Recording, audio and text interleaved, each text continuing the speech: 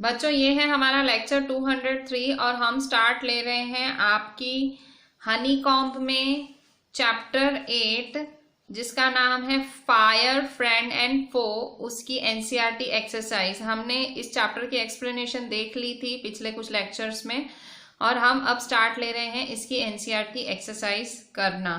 हम सॉल्विंग कर रहे हैं इसकी एनसीईआरटी एक्सरसाइज की। ये है पेज नंबर 118 आपकी हनीकॉम्ब में लेक्चर 203। Comprehension check.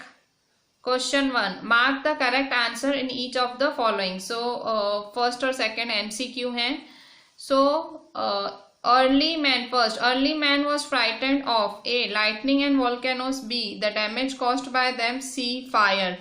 जो अर्ली मैन था, जो पहले जमाने का इंसान था, किस चीज से डरता था?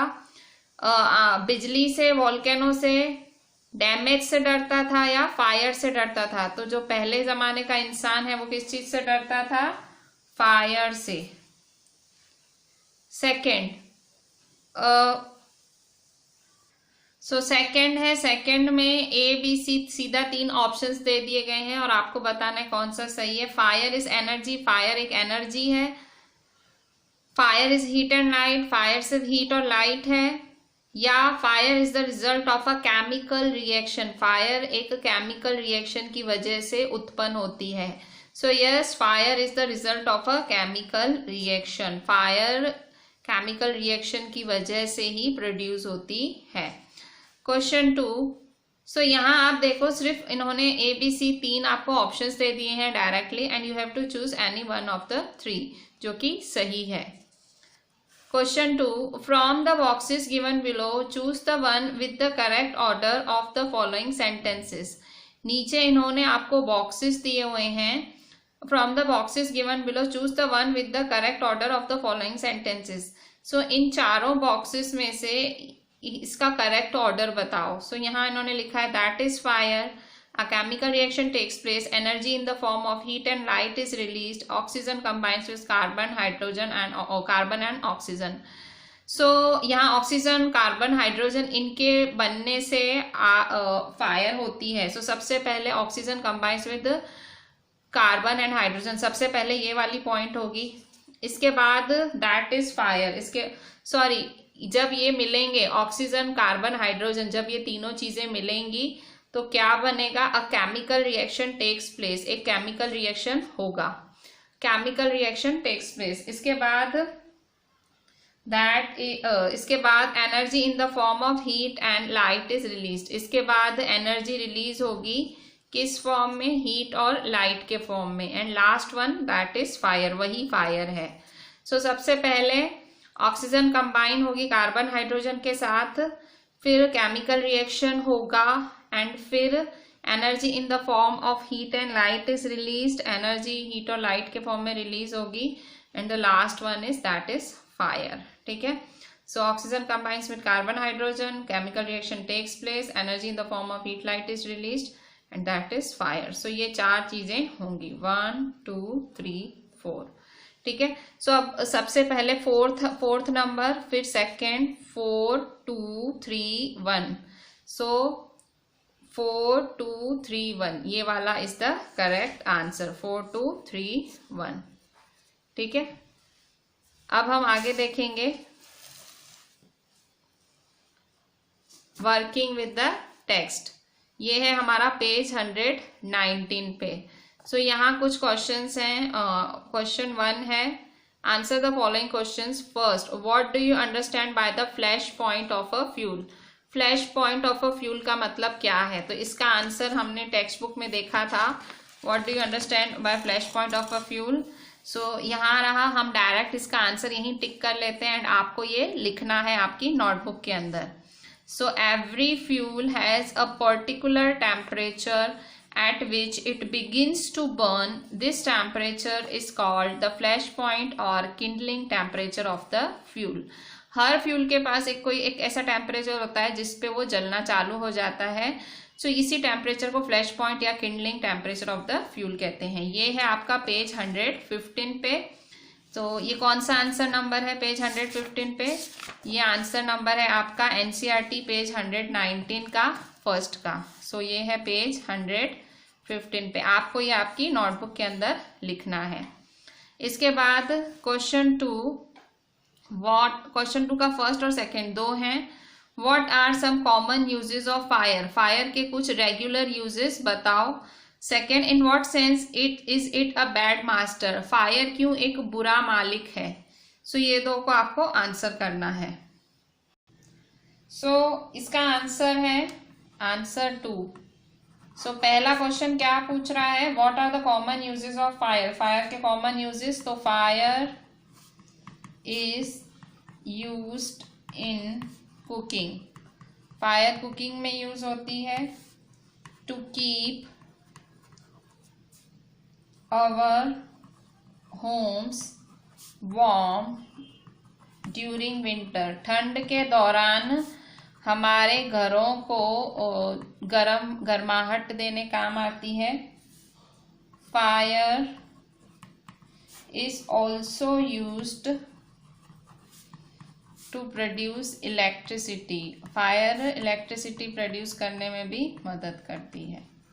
ठीक है, सो ये सारे फायर के काम हैं। अब सेकंड नंबर, सेकंड पूछ रहा है इन what sense is it a bad master, ये बैड मास्टर किस सेंस में है। So if fire goes out of control, अगर फायर आपके हाथ से निकल जाए, मतलब फायर बहुत ज्यादा, आग बहुत लग जाए, it can cause damage to our life, अगर फायर आपके हाथ से निकल जाए, ठीक है, फायर बहुत ज्यादा लग जाए, तो इससे आपकी लाइफ को डैमेज हो सकता है, हाउस को भी एंड प्रॉपर्टी को भी। ठीक है, सो फायर अगर बहुत ज्यादा लग जाए तो आपकी जिंदगी, आपके घर, आपकी प्रॉपर्टी को भी नुकसान हो सकता है। सो इट इज, मतलब अगर घर में लग जाए तो घर पूरा जल जाएगा, कहीं आपकी प्रॉपर्टी में, किसी आपकी वर्किंग प्लेस पे लग जाए, वो नुकसान, वो पूरी जल सकती है। लाइफ किसी को लग जाए, वो उसकी लाइफ खतरे में। सो डैमेज हो सकता है किसी को भी, अगर वो जिसको भी लगती है। So it is bad master in this sense. तो इस तरह से ये फायर एक बैड मास्टर है। ठीक है, अभी हम देखते हैं question 3। So match items in column A with those in column B, column A को कॉलम बी के साथ मैच करो। सो फ्यूल, ऑक्सीजन और हीट सामने आपको मैच करना है। तो इसको मैच द आइटम्स में करेंगे हम लोग।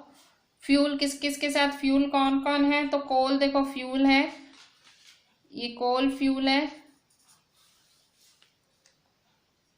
फिर बर्निंग कोल फ्यूल है, वुड फ्यूल है, और स्मॉल्डरिंग पेपर, ये चारों क्या है, फ्यूल है, मतलब ये जलने में मदद करते हैं। फिर ऑक्सीजन, तो एयर में ऑक्सीजन होती है। हीट, तो लाइटेड मैचस्टिक और कुकिंग गैस, अच्छा कुकिंग गैस भी फ्यूल ही है। ठीक है, हीट कहाँ कहाँ से मिलती है, मैचस्टिक जलाते हो तब, और कोल जलाने से भी हीट मिलती है। ठीक है, सो फ्यूल कौन कौन है, फ्यूल है coal, burning coal, wood, smouldering paper, cooking gas. Oxygen air से मिलती है, heat lighted matchstick, burning coal, इन दोनों से हीट मिलती है। ठीक है, next question, question 4, what are the 3 main ways in which a fire can be controlled और पुट आउट, कौन से 3 तरीके हैं जिससे आप फायर को कंट्रोल कर सकते हो या बुझा सकते हो, 3 तरीके। So answer for fire can be put out by taking away the fuel. ठीक है, फायर को कैसे आप बुझा सकते हो, फायर को कैसे बुझा सकते हो? फ्यूल को हटा दो, या तो stopping the supply of oxygen और by lowering down the temperature. ठीक है, सो फायर को आप किन किन तरीकों से बुझा सकते हो? Fire can be put out by taking away fuel, fuel हटा दो, सप्लाई ऑफ ऑक्सीजन हटा दो, टेम्परेचर को कम कर दो around the fuel so that the fuel is not able to attain its flash point। मतलब फ्यूल को उसकी फ्लैश पॉइंट आए नहीं, मतलब वो जलने की उस पे पहुंचे ही नहीं पॉइंट पे। ठीक है, सो फायर को आप कैसे बुझा सकते हो या कैसे कम कर सकते हो? आप उसको फ्यूल हटा दो, उसके यहाँ से ऑक्सीजन का सप्लाई हटा दो, टेम्परेचर कम कर दो, तो फ्यूल क्या होगा? अपनी फ्लैश पॉइंट को पकड़ेगा ही नहीं। ठीक है, next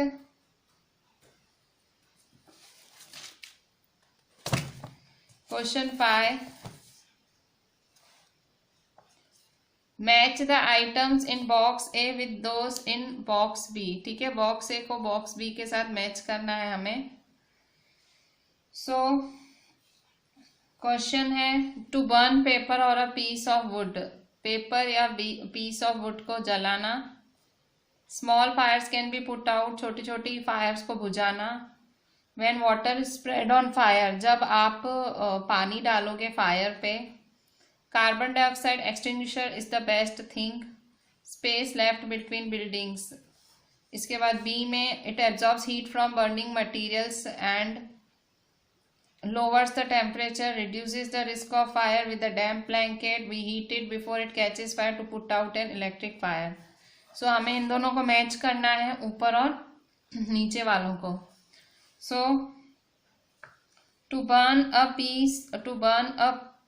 paper or a piece of wood, अगर आपको पेपर या लकड़ा जलाना है तो so we heat it before it catches fire, हम क्या करेंगे? इसको हीट करेंगे जब तक वो आग ना पकड़े। Second, small fires can be put out, छोटी छोटी आग को आप कैसे बुझा सकते हो? सो small fires can be put out, छोटी छोटी आग को आप सूखे ब्लैंकेट से बुझा सकते हो। When water is spread on fire, जब आप आग पे पानी डालोगे तो when water is spread on fire, so it absorbs heat from the burning material and lowers the temperature। ठीक है, so जब आप आग पे पानी डालोगे, it absorbs heat from the burn and lowers the temperature। A carbon dioxide extinguisher is the best thing। Carbon dioxide से आप क्या कर सकते हो? so to put out an electric fire. ठीक है, कभी अगर इलेक्ट्रिसिटी की वजह से आग लग जाए तो कार्बन डाइऑक्साइड एक्सटिंग्विशर यूज करना चाहिए। Space left between buildings, buildings के बीच में अगर स्पेस छूटती है सो रिड्यूसेस रिस्क ऑफ फायर। उससे क्या होता है? बिल्डिंग्स के बीच में से स्पेस छूटती है तो जो है रिस्क ऑफ फायर कम हो जाता है। अगर भाई स्पेस, अगर दूर दूर बिल्डिंग होती है तो फैलती नहीं है आग, समझो एक जगह आग लगी तो वहीं तक सीमित रहती है। ठीक है, सो इस तरह से 3, 5, 2, 1, 4। नेक्स्ट क्वेश्चन है, वाई डज 120 पेज पे है, why does a burning candle go out when you blow on it. जब भी आप किसी बर्निंग कैंडल पे फूंक मारते हो तो बुझ क्यों जाती है? So answer 6, a burning candle goes out when you blow on it। Because जब आप फूंक मारते हो तो बुझ जाती है, because when we blow air, जब हम हवा मतलब हवा फूंक मारते हैं, मतलब when we blow air we remove the hot air around the flame, burning down its temperature below the flash point.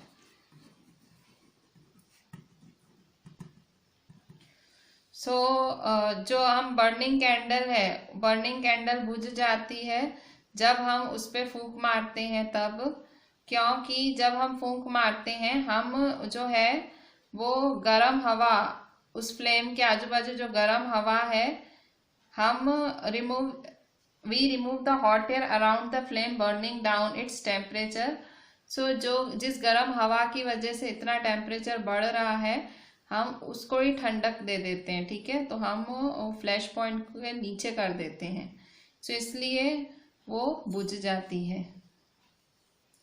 Question 7, spraying water is not a good way of putting out an oil fire of an electric fire, why not.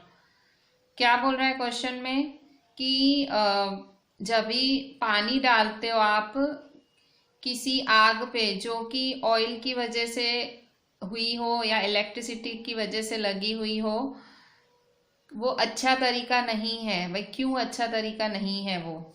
So answer है, answer 7, spraying water is not a good way of putting out an oil fire or an electric fire. This is because if water is sprayed, अगर आप पानी डालेंगे तो देखो अच्छा तरीका नहीं है। क्यों? क्योंकि अगर इफ वाटर इज स्प्रेड, अगर पानी डालेंगे ऑन एन ऑयल फायर, अगर आप तेल की वजह से लगी आग पे पानी डालोगे, oil fire, oil will come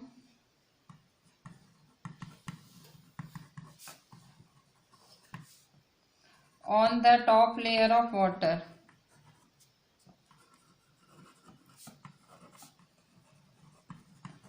पानी जो है ऊपर आ जाएगा, and will still burn,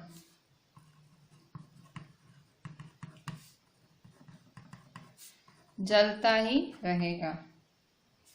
as water flows quickly,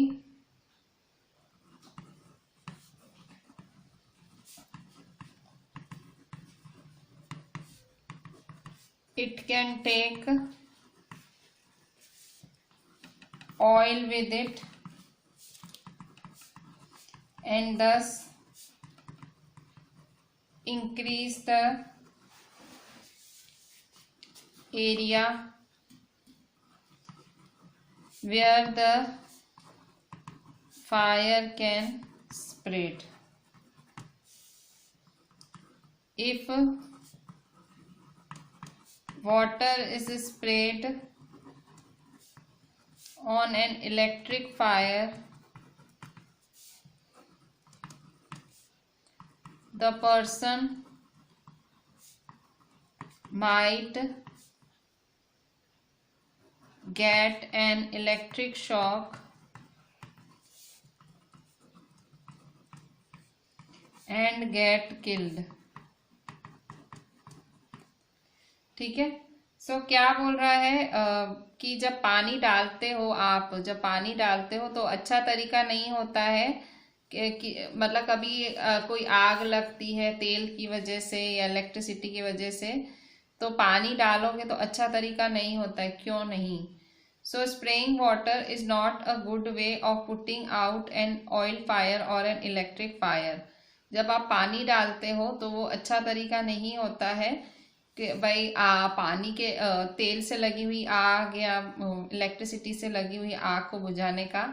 this is because if water is spread on an oil fire.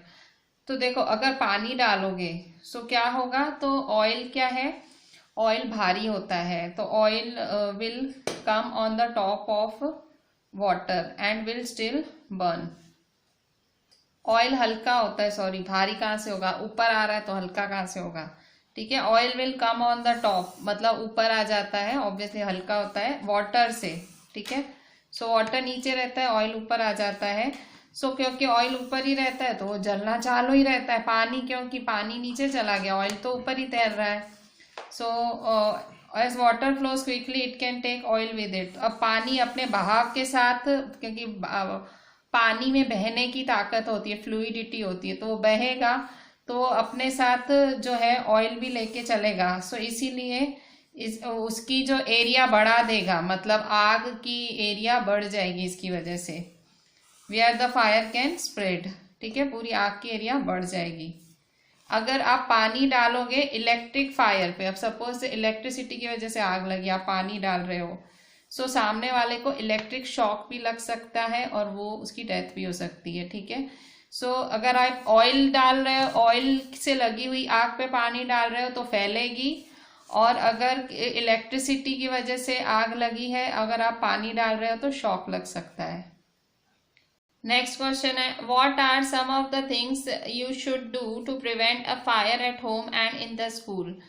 घर पे आग ना लगे या स्कूल में आग ना लगे, उससे बचने के लिए आप क्या क्या प्रिवेंशन कर सकते हो. प्रिवेंशन मतलब क्या क्या एहतियात बरत सकते हो कि ना घर पे ना स्कूल में आग लगे. सो क्या क्या कर सकते हो आप. सो इसमें ये तो कुछ भी आप लिख सकते हो, ये कोई बहुत ऐसा आंसर नहीं है टफ वाला. Answer 8, in order to prevent a fire at home and in the school, the following things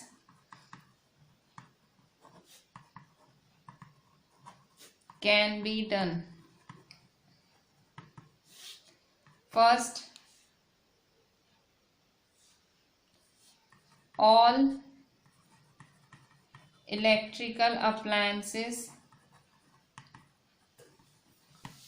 must be kept far from flammable things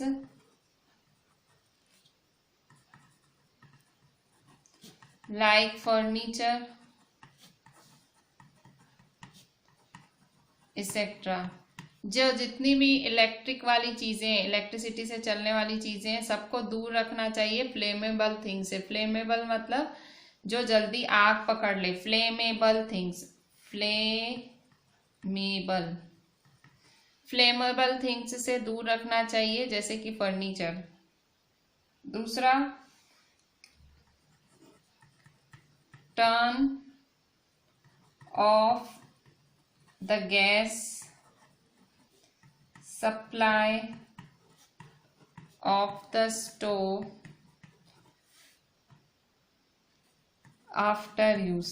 कभी भी अगर आपका गैस पे काम हो जाए, आपकी मदर जब भी खाना बना ले, चाय बना ले, जो भी करती है कर ले, तो आदत होनी चाहिए कि हमेशा स्विच, वो जो गैस का सप्लाई है उसको टर्न ऑफ कर दें. ठीक है, एक बटन आता है, उसको टर्न ऑफ कर देने का मतलब गैस जली हुई नहीं होनी चाहिए. सो 2 चीज़ें आप कर सकते हो. इसके अलावा बहुत कुछ लिख सकते हो जो आपके मन में आए. 2 चीज़ें आप कर सकते हो. All electric appliances must be kept far from flammable things like furniture etcetera. Furniture वगैरह से दूर रख सकते हो. सेकेंड है, turn off the gas supply of the stove after use.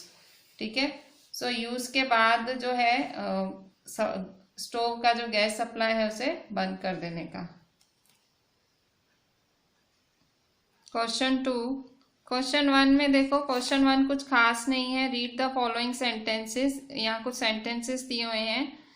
So find 10 examples of verbs in simple present tense, मतलब simple present tense के 10 sentences आपको टेक्स्ट बुक के अंदर से ढूंढने हैं। ये पूरा जो चैप्टर है उसके अंदर से 10 सेंटेंस ढूंढने हैं जो सिंपल प्रेजेंट टेंस में हो और जो पैसिव वर्ब्स ना हो, ठीक है, मतलब सिंपल प्रेजेंट टेंस के फॉर्म में हो, ऐसे 10 सेंटेंसेस लिखने हैं।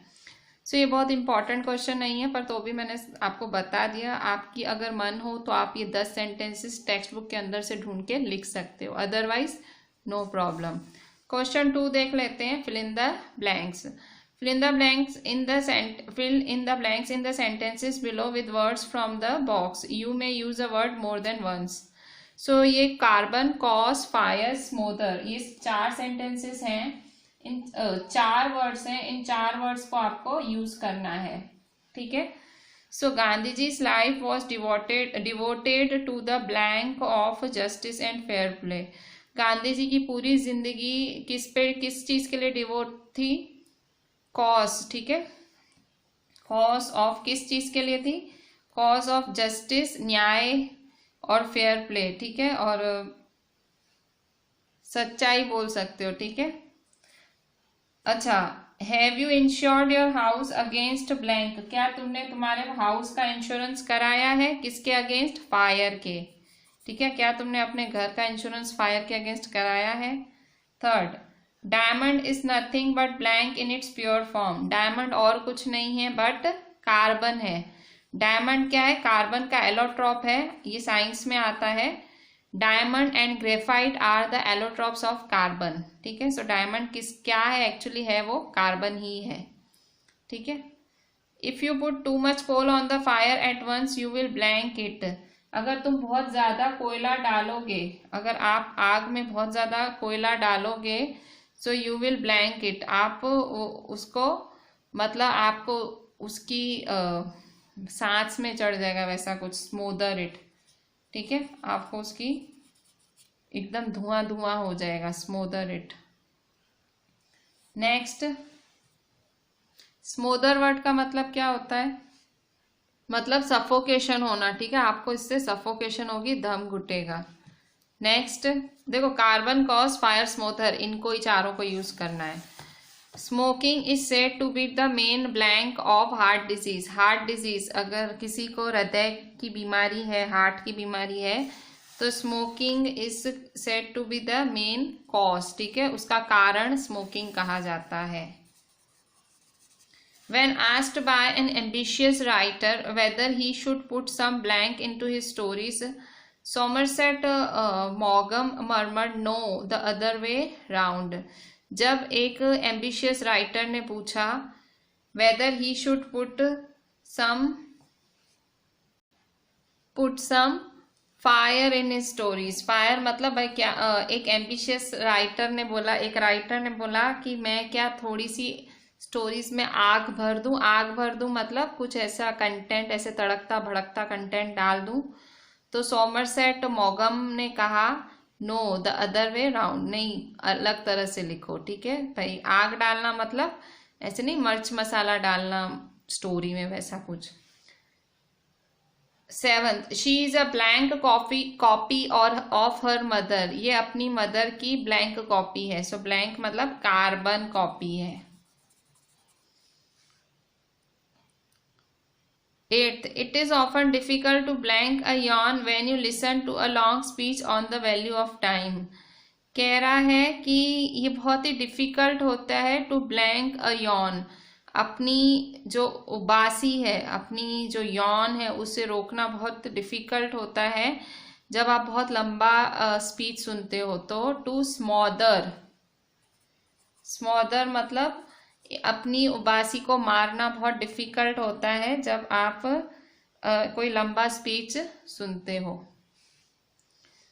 Question 3, one word is italicised in each sentence, find its opposite in the box and fill in the blanks.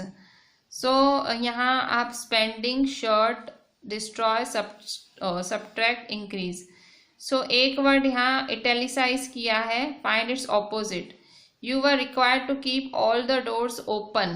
आप तुमको सारी डोर्स ओपन रखनी थी, नॉट शट। इसका ऑपोजिट शट है, open shut. Second, pupil, what mark did I get in yesterday's maths test? pupil मतलब student पूछता है कि मेरी कल कितनी marks I yesterday's maths test में। Teacher, you got what you get when you add 5 and blank 10 from the total. सो तुम्हें उतने ही मिले। तो देखो यहाँ ऐड को इटैलिसाइज किया है, ठीक है। सो ऐड का ऑपोजिट सब्ट्रैक्ट, सो यहाँ आएगा subtract. Third number, run 4 kilometers a day to preserve your health, run a lot more to blank it. रोज 4 किलोमीटर दौड़ो अपनी हेल्थ को प्रिजर्व करने के लिए, बचाने के लिए। Run a lot more to blank it. So अगर हेल्थ को प्रिजर्व करना है तो आप रोज 4 किलोमीटर दौड़ो। Run a lot more to blank it,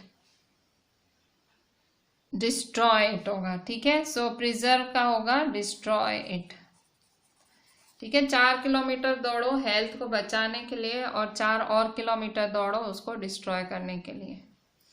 fourth, if a doctor advises a lean and lanky patient to reduce his weight further, be sure he is doing it so blank his income.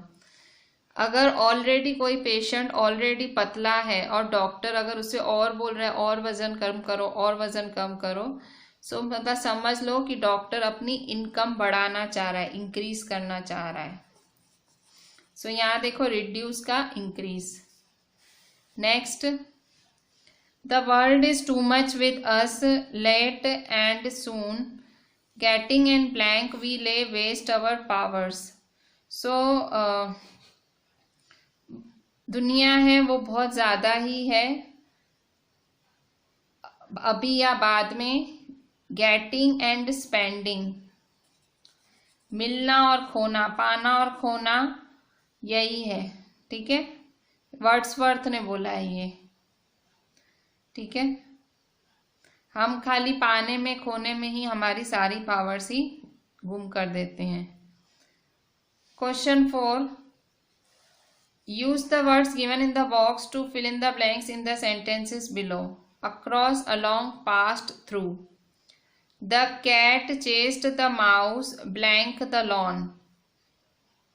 Cat ने mouse को chase किया, पकड़ा, blank the lawn. Lawn मतलब garden. Lawn open area भी होता है, garden भी होता है, जो भी हो, जो भी समझो। So across the lawn. Next, we were not allowed to cross the frontier, so we drove blank it as far as we could and came back happy. हमें अलाउ नहीं था फ्रंटियर को क्रॉस करना, उस लाइन को cross करना, तो हम ड्राइव करके गए blank it as far as we could, जितना हम ड्राइव कर सकते थे हमने किया और हम वापस खुशी खुशी आ गए। सो ड्रो अलोंग, ठीक है। Drove along it as far as, जितना हम जा सके हम गए, ड्रो अलोंग करे और फिर हम वापस आए, ठीक है। सो अक्रॉस, अलोंग, अब पास्ट और थ्रू भी यूज करना है। नेक्स्ट,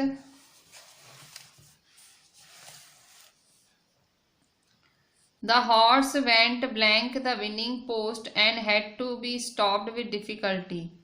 जो हॉर्स है वो विनिंग पोस्ट से भी आगे चला गया और हमें उसे बहुत ही मुश्किलों से रोकना पड़ा। सो हॉर्स है गोस पास्ट, ठीक है। सो पास्ट द विनिंग पोस्ट मतलब विनिंग पोस्ट के भी आगे चला गया, पास्ट मतलब उससे आगे चला जाना। Fourth, it is not difficult to see blank your plan, anyone can see your motive. So ये बहुत ज़्यादा डिफ़िकल्ट नहीं है तुम्हारा प्लान समझना, कोई भी तुम्हारा जो मोटिव है, जो तुम्हारा उद्देश्य है, समझ सकता है। सो तुम्हारे प्लान को आर पार देखना, see through your plan.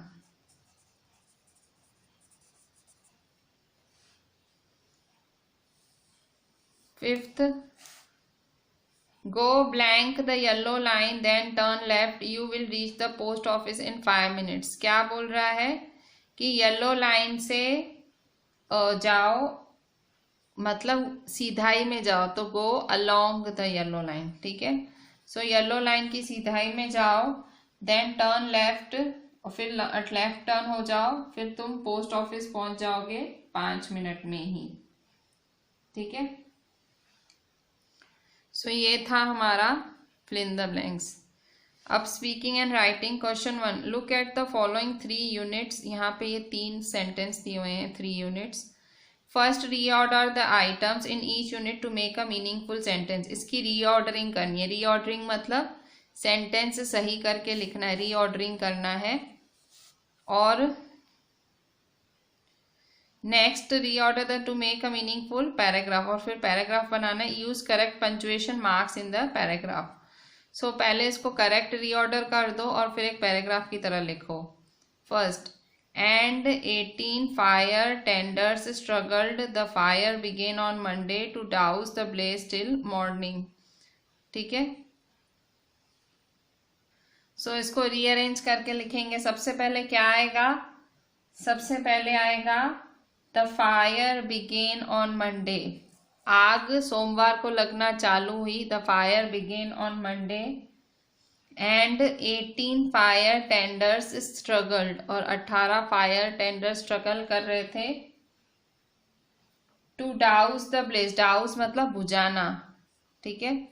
To douse the blaze till morning, ठीक है। सो वो मॉर्निंग तक कोशिश कर रहे थे। सो इसको सीधा करके लिखेंगे, the fire began on Monday and 18 fire tenders struggled to douse the blaze till morning, ठीक है। Second number, in a major fire over 25 shops were gutted. So over 25 shops, so over 25 shops were gutted in a major fire, ठीक है। 25 over 25 shops were gutted in a major fire.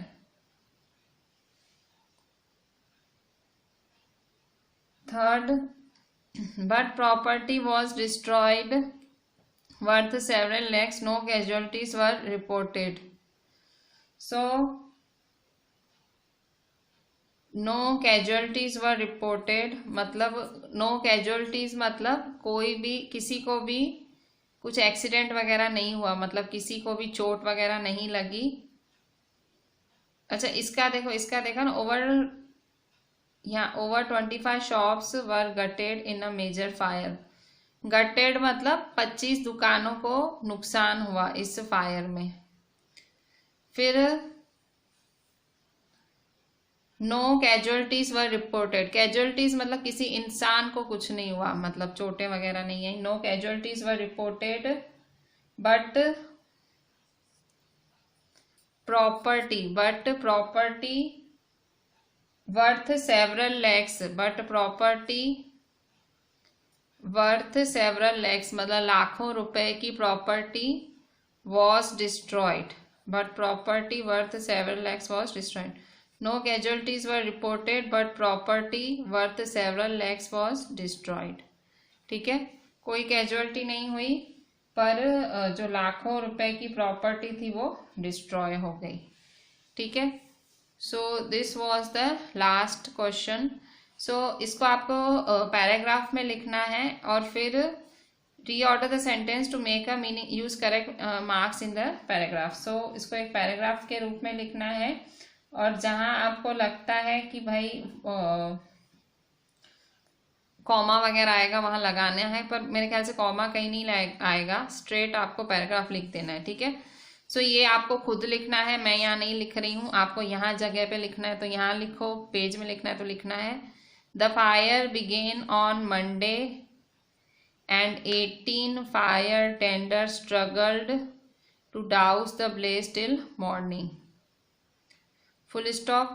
Over 25 shops were gutted in a major fire, full stop. No casualties were reported, but property worth several lakhs was destroyed. Full stop. ठीक है. सो इस तरह से आप ये paragraph लिख लेना. आपको नोटबुक में लिखना है, नोटबुक में लिखो. यहीं लिखना है तो यहीं पर लिखना है. ठीक है. So with this I am ending the exercise of this chapter, जिसका नाम था फायर, फ्रेंड और फो. सो just fire, friend and foe. So just write each and everything properly, complete the entire exercise and WhatsApp me the entire thing. Thank you.